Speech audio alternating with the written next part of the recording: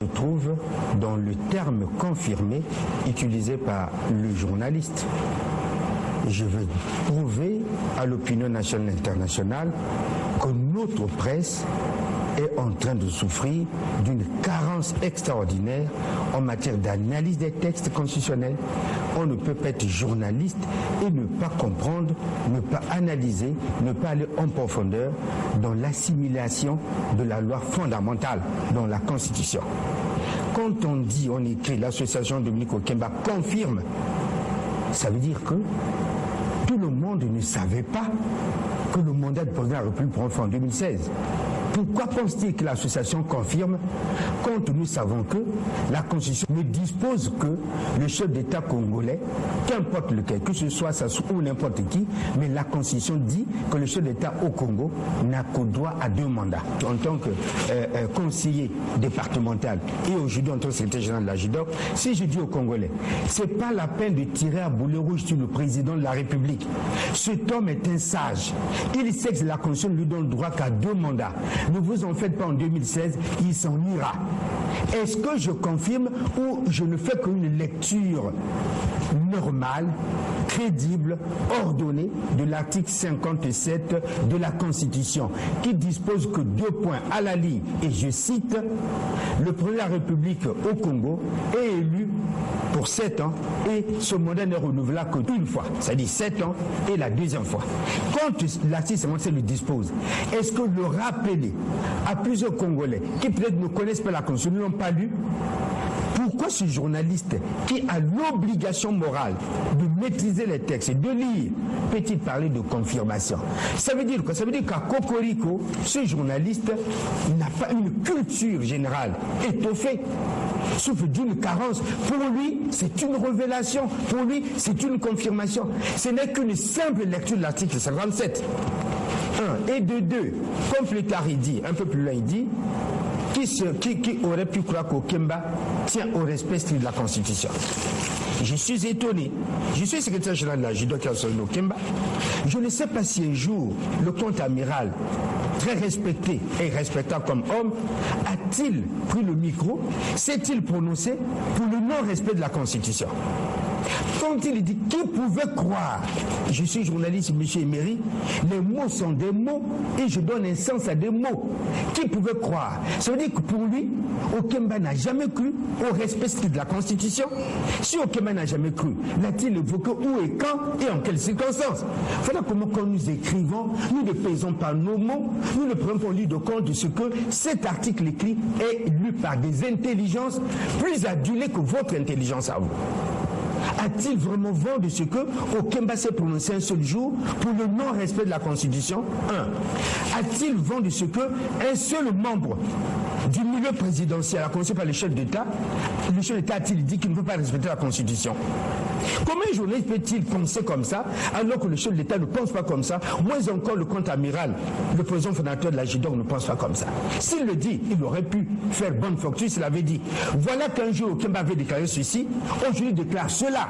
Ce serait une bonne presse. Mais il dit une chose sans démontrer si une fois Okemba s'était déjà prononcé contre le respect de la Constitution.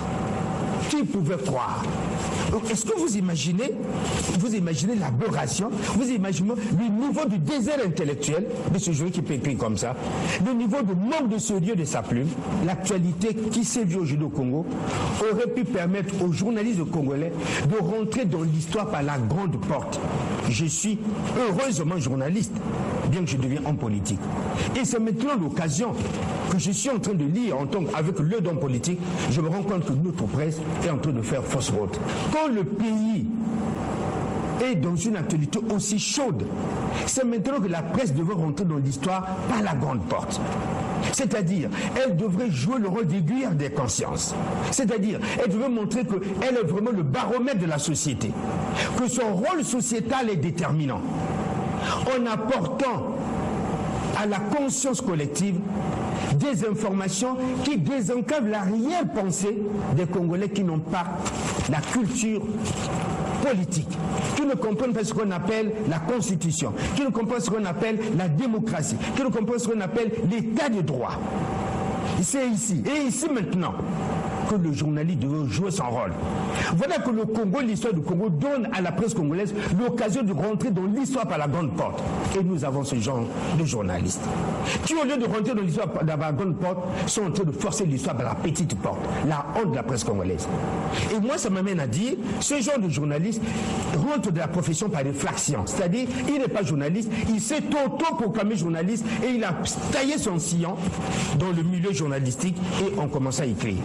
Si l'État congolais lui a donné l'autorisation de publier son journal, je crois qu'aujourd'hui, quand l'État regarde ce genre de publication, et demain, si on veut sévir, avec la haute autorité média, on dira, il n'y a pas de liberté chez nous, on dira, on exagère, on dira, il a la censure.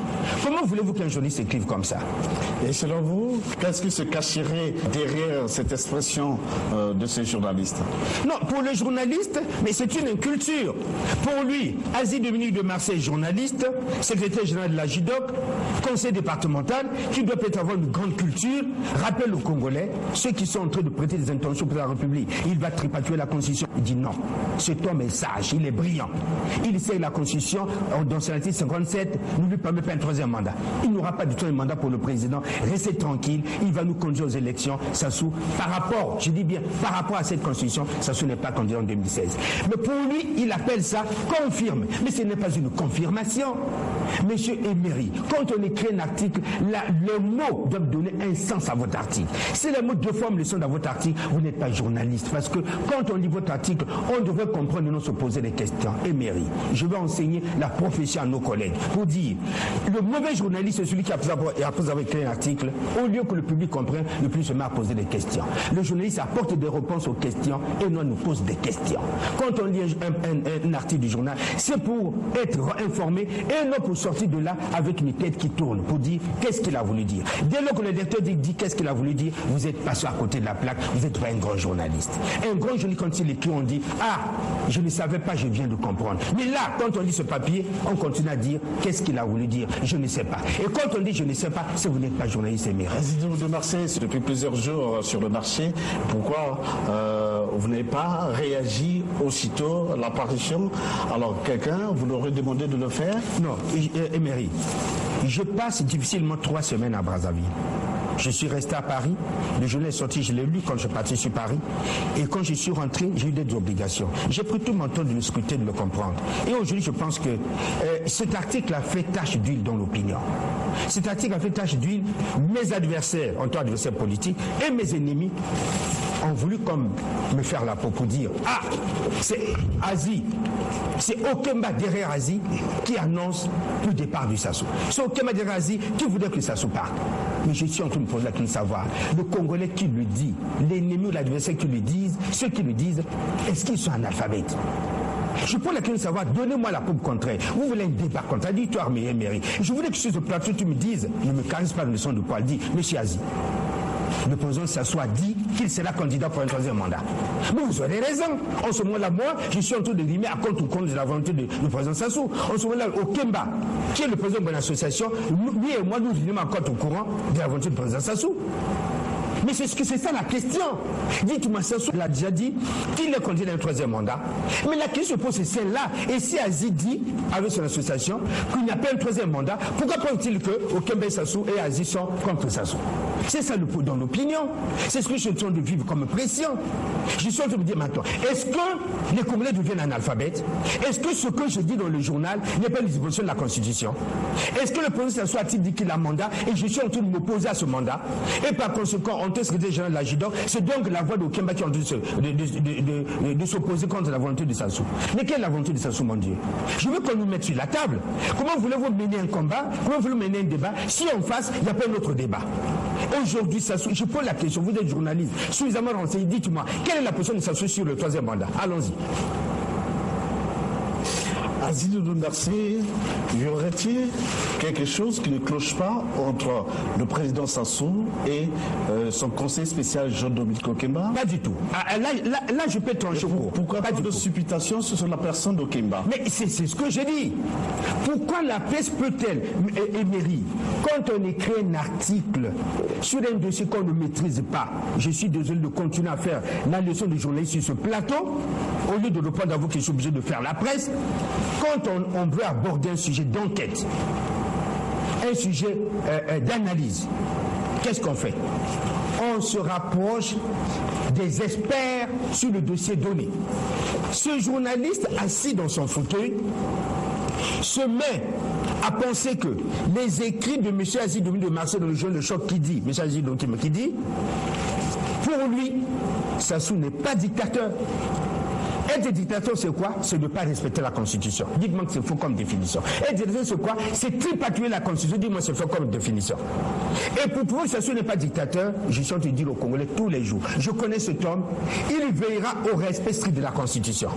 Et si je dis qu'il veut au respect de la Constitution, c'est parce qu'il y a des gens qui disent qu'il y a un troisième mandat de président Sassou. Je dis, mais attends, mais le troisième mandat n'existe pas. Alors si je le dis, si ce monsieur est journaliste, Cocorico, il aurait pu dire, mais il n'y a même pas matière à réflexion, il n'y a même pas matière à débat. Monsieur Aziz Domi de Marseille n'est qu'en train de lire savamment l'article 57 de la Constitution. Mais comme mon très cher ami et son nom, je vais essayer de le lire, le directeur de publication du journal Cocorico, mon cher Aimé Serge Bazungula Bissemo. Mais Bazungula Bissemo, qui est dit un journaliste, il pense que c'est une révélation. Mais c'est parce qu'il n'a pas la culture générale étoffée, il ne connaît pas ce que c'est la Constitution. Quand vous dites, y a-t-il problème? Non. Il est assis dans son fauteuil, quand il a lu le journal Le Choc, quand il a vu Aziz passer à la télévision pour dire, les Congolais qui sont en train de prêter des intentions malveillantes au chef de l'État pensant que ça soit pas de la Constitution, ils vont se tromper. Cet homme ne va pas modifier la Constitution. En 2016, son mandat est fini. Mais pourquoi, quand je le dis, un joli petit se lever, se faire éjecter son fauteuil pour dire, ah, c'est grave. Aziz confirme le départ de Sassou. Mais ça veut dire qu'il ne connaît pas la Constitution. Mais est-ce que ce n'est pas un danger qu'un joli ne maîtrise pas la Constitution de son pays? Quand on parle d'un article, pour lui, c'est une révélation. Mais il n'y a pas à boire à manger sur ce sujet. Alors, quand il écrit comme ça, confirme, celui qui a vu le pas dit, ah, monsieur Aziz, vous confirmez le départ de Sassou. J'ai dit, bon, celui-là aussi, c'est un autre, c'est mis en alphabet. Il aurait pu dire, non. En lisant le papier, monsieur Aziz n'a lu que les discours de l'article 57. Mais vous pouvez me poser la question de savoir, M. Aziz, on m'a posé la question de savoir. Vous confiez le départ de Sassou et vous signez le chemin de la Constitution pour que Sassou revienne au pouvoir. J'ai dit, mais l'amalgame dans la tête du Congolais moins instruit, je suis désolé de vous parler comme ça, c'est qu'il ne fait pas de distinguo entre le mandat de Sassou et le chemin de la Constitution. Le chemin de la Constitution, c'est un autre débat. C'est lequel? Après 14 ans d'expérimentation de notre Constitution, celle de 20 janvier 2002, et ce n'est que celle-là qui est en vigueur, je suis parmi les Congolais qui ont constaté que cette Constitution a des failles. Quand le chef d'État ait été Sassou, pas Sassou, la Constitution actuelle a des failles. Plusieurs failles. Je ne suis pas là en train de les détailler, il y en a beaucoup. La limitation des mandats, l'âge du chef de l'État, la place qui n'est pas faite à la jeunesse, il n'y a pas de place pour la femme, il y a beaucoup de choses à retoucher cette Constitution. Mais comme malheureusement cette Constitution dit, moi ne me retouche pas, alors en tant qu'intellectuel, démocrate, au lieu de la violer, je dis au lieu de la violer, je la respecte cette Constitution. Et qu'est-ce que je fais? Nous allons solliciter un autre pacte républicain, c'est-à-dire celle-là comme elle est inviolable. Et pour être dictateur, il faut la violer. Moi, je ne vais pas la violer, ça ne se peut pas la violer. Nous sollicitons notre majorité présidentielle un autre pacte républicain, c'est-à-dire, messieurs, les Congolais, nous pensons que le président Sassou est un architecte brillant. Il est en train de poser les jalons d'un développement national incroyable. Malheureusement, notre Constitution ne limite son mandat qu'à 2. Et comme nous n'avons pas vu la Constitution, nous sollicitons tous les Congolais nous écoutent, qui peuvent nous suivre. Allons à une nouvelle république. Nous vous proposons un pacte, celui de changer la Constitution. Si vous acceptez, en ce moment-là, la nouvelle loi va pas apparaître. Le Congo quitte une république pour une autre. Si nous sommes à la 8e, on rentre là à la nouvelle république. C'est un exemple. Et si nous sommes à la nouvelle république, c'est que la loi n'a pas d'effet rétroactif. Mais c'est ça aussi la culture du journaliste. Il doit savoir, la loi n'a pas d'effet rétroactif. Si Cocorico ne le sait pas, à lui il dit, ah, le mot est trop dur, je m'en vais demander au magistrat. Ça veut dire quoi? Ça veut dire que quand une loi est prise, elle ne peut plus agir dans le passé, elle agit dans le présent. Les effets de cette loi ne regardent pas le passé.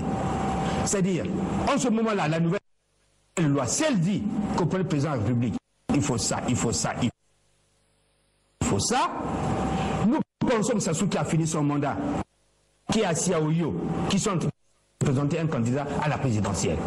Mais de quel droit on nous empêcherait de présenter ça sur la présidentielle? On n'appelle pas ça troisième mandat. Et c'est ça encore la confusion. Quand la majorité présidentielle appelle au changement de la Constitution et que ça soit candidat, on n'appelle pas ça troisième mandat. On appelle ça le nouveau mandat de la nouvelle République.